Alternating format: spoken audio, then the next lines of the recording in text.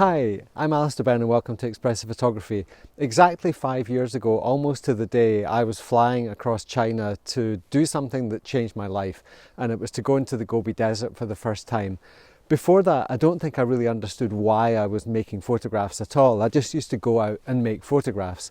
And what really happened during that first trip into the Gobi Desert was everything changed, and it changed my life. And 5 years down the line, I'm going to share with you today what it was that changed my life forever.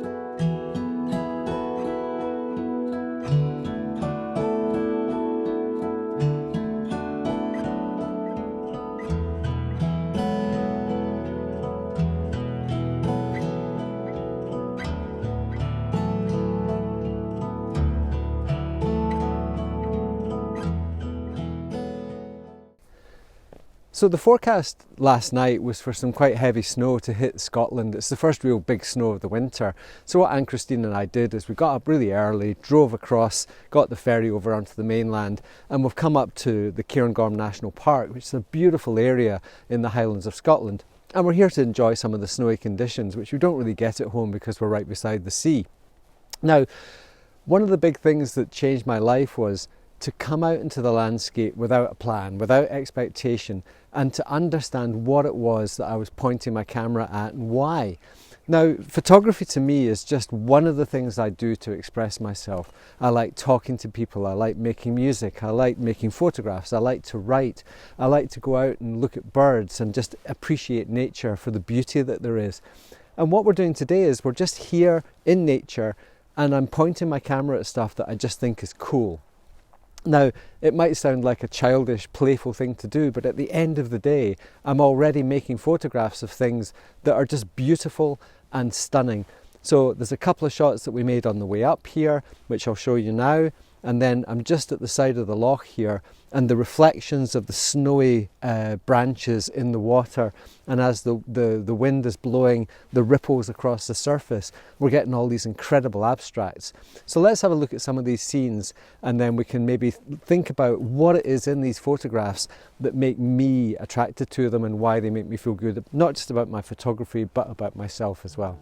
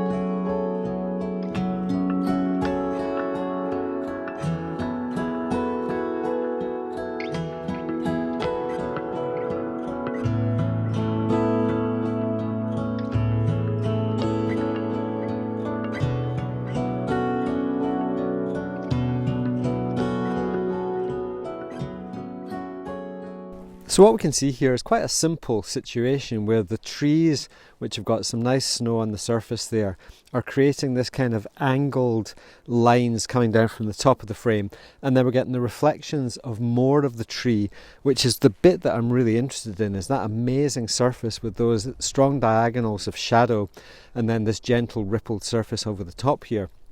So at the end of the day, it's very graphical. There's lots of angles. There's a nice blue tone to it, which I find really attractive. I think that's very representative of the kind of winter feel. But it just seems like a very graphic and quite exciting photograph, really.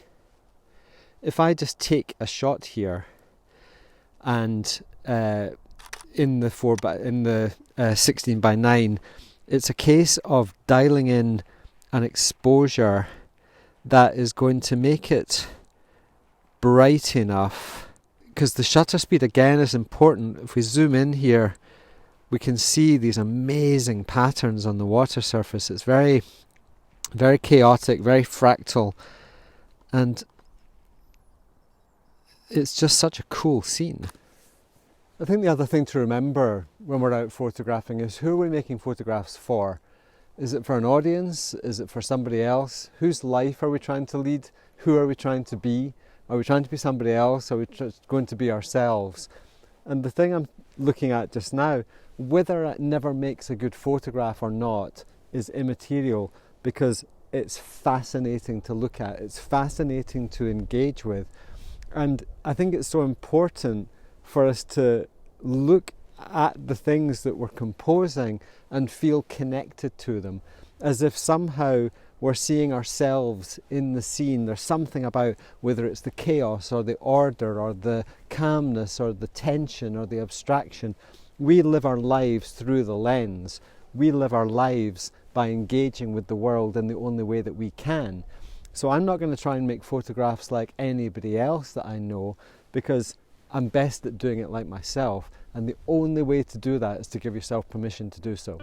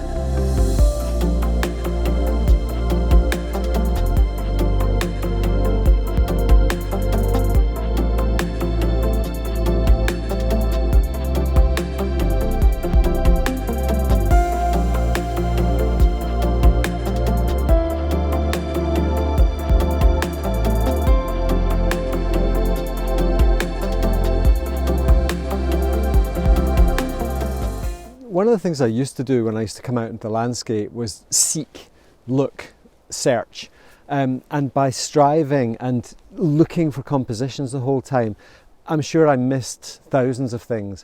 And it was always those kind of serendipitous, the things you just stumbled upon and just thought, oh, that's amazing, I really got to photograph that. They were the things that actually turned out to be the most worthwhile, because I wasn't copying anybody, I wasn't trying to be anybody else, I was just trying to be myself, or not trying to be, I was just being myself. And one of the things about scenes like this is that they change constantly. Every teeny tiny fraction of a second, the landscape is changing. The way the wind is blowing across the water surface there, the whole thing is changing constantly. And every time I push the shutter, there's a different aesthetic. There's more abstraction or less abstraction. The reflections of the tree are more literal or they're more abstracted.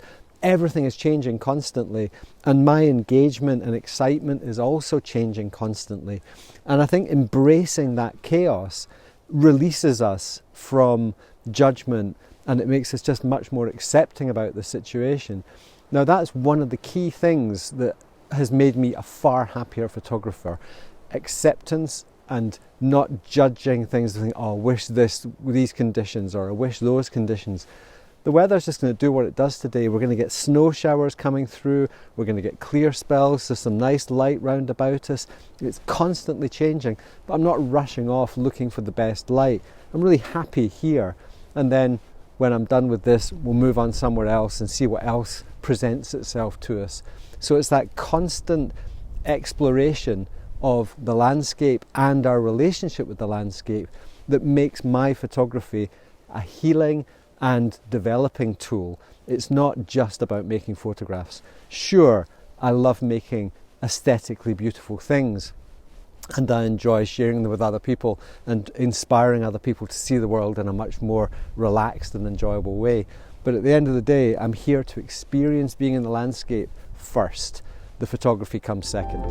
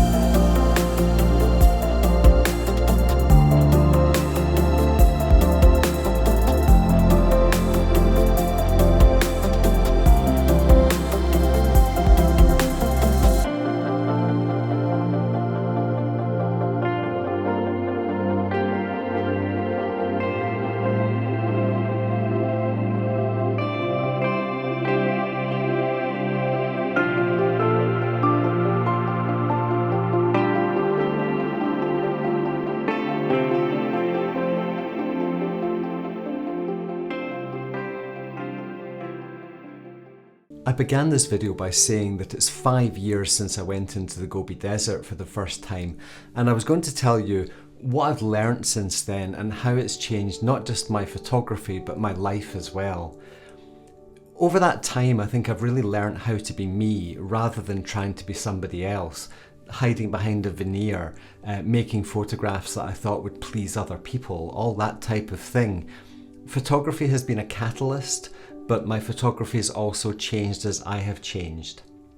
In all the ebooks and videos that I've made since that time 5 years ago, and in also the Expressive Photographers Members Forum that I built last summer, everything has been designed to help other people to find that path that I have found, the path to being you, the path to being yourself. Photography should be fun, and how many of you are actually as happy and satisfied as you would like to be? I know from talking to many of you that you're not. You have frustrations, you have popularity demands of yourself, you have technical demands of yourself, and a lot of your time in the landscape or in front of the computer is frustrating because you're unable to make the photos that you envisage you should be making. Maybe as we wallow in the first days of the new year, this is the ideal time to set a course to a brighter and more fulfilling future, one where you can actually be yourself and be satisfied with the photographer that you are. Can you imagine what that would feel like?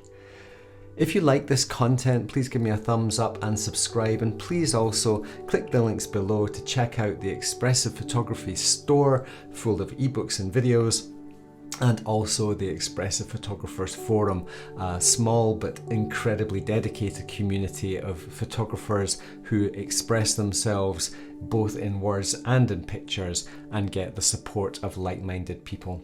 Thank you very much for watching this, the first video of 2022, and I look forward to sharing some more local adventures with you very, very soon.